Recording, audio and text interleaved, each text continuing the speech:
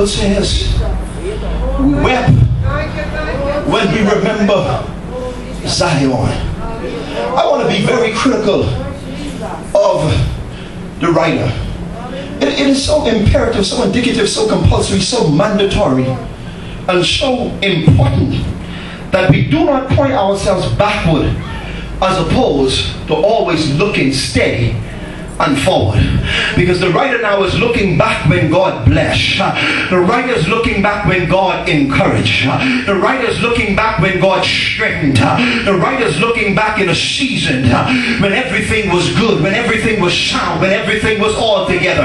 See, that can be dangerous, because if you continuously begin to look back, you can intimidate and frustrate yourself out of a future. My God, in other words, He's a God that's bigger and better every day.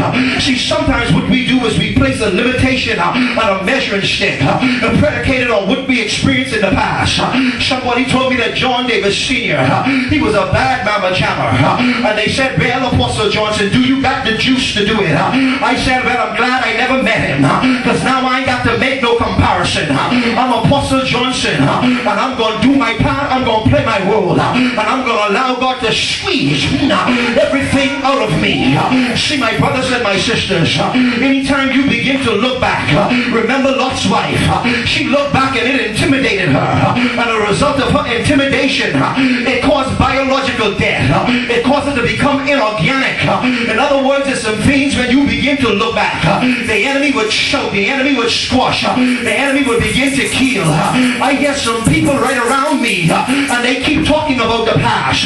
Well, we used to this and we used to that. The devil had fooled you. This is here and now. And Luther Vandross said, here and now. Oh, God is where I long to be. In other words, I can't live in the past. I got to live in the now. For the Bible declares that now faith is the substance of things hoped for. In other words, my brothers and my sisters, the faith that you got now, not your yesterday faith, not the faith of your past, not the faith of your historical artifacts, not the faith of your historicity, but the nowness of your faith. What you got now, what's left in there, Bishop, right now, what you got to carry you, to deliver you, to loose you, to set you free. Look at your neighbor and say, neighbor, say now.